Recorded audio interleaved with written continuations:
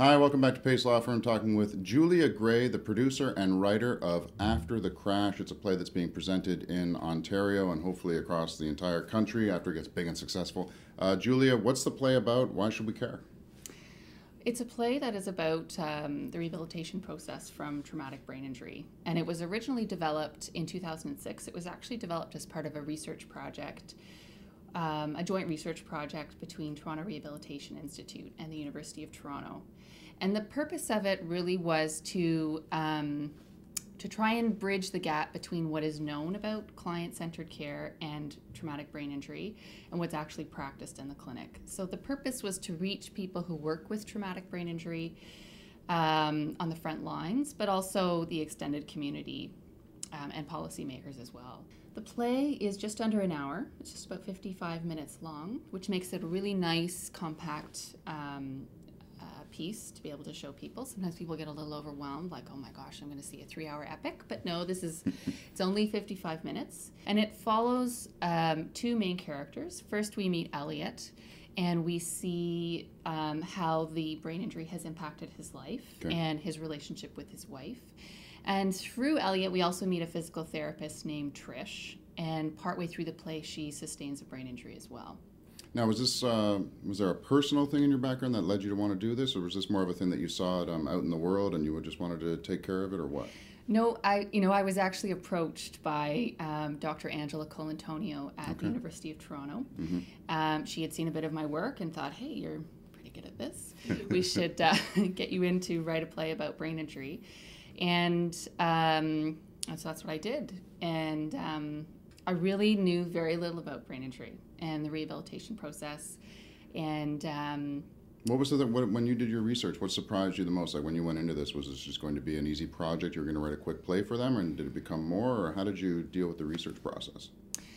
Well, I was really lucky to have some amazing actors working with me, and also a really amazing research team. So the combination of having this amazing artistic talent, as well as having these phenomenal resources in the researchers and their area of expertise, allowed the play to be really full and complex. So we really delve into some pretty sensitive, complex issues. And what's been the response from the community when you take it around and show it to people?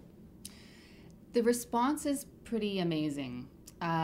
We've had survivors see the performance, and those performances are very, very emotional, and family members as well.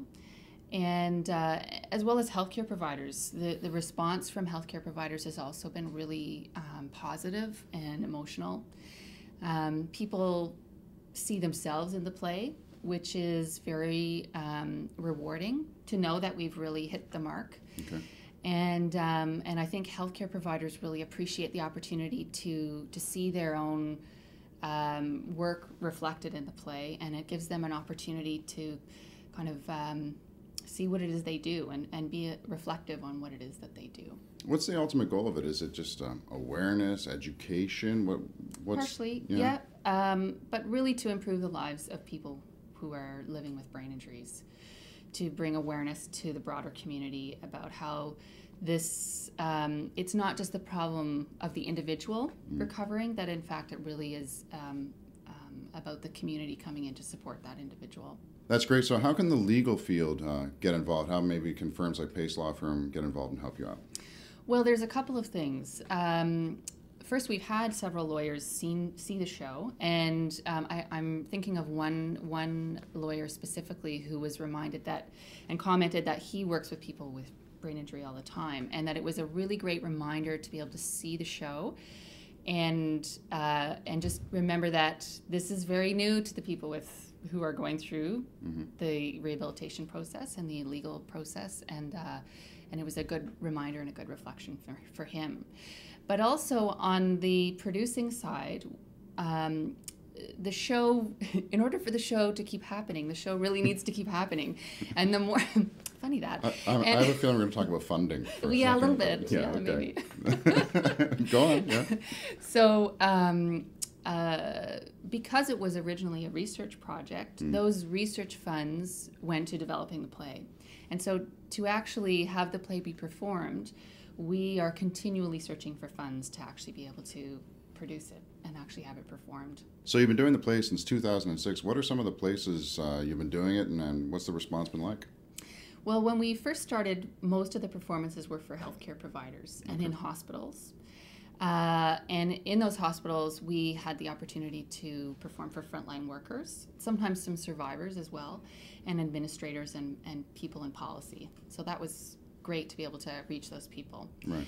We've also performed for the general public. We did a short run at the Toronto Fringe, which was really successful. We had amazing feedback from that, so that was fantastic. We've also done a lot of conferences.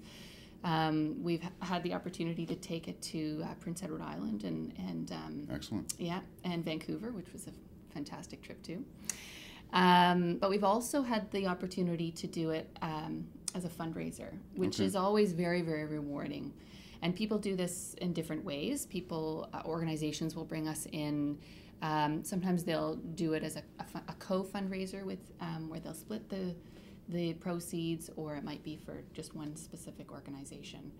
But ultimately, we've had the opportunity to perform for a wide audience, which has been great. Excellent.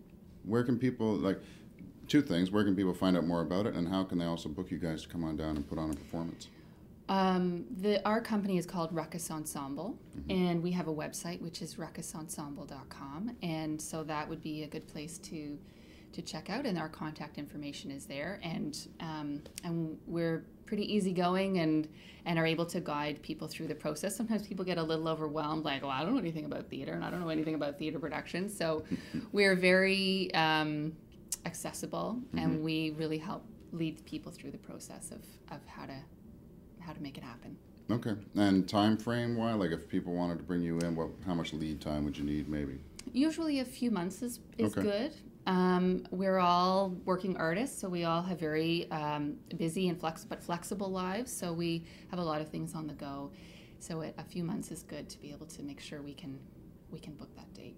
Excellent. Thanks a lot, Julia, for coming by and talking. Everybody check out, what was it again? Ruckus Ensemble? RuckusEnsemble.com. RuckusEnsemble.com for the play, PaceLawFirm.com for the law, and we'll see you next time. Bye.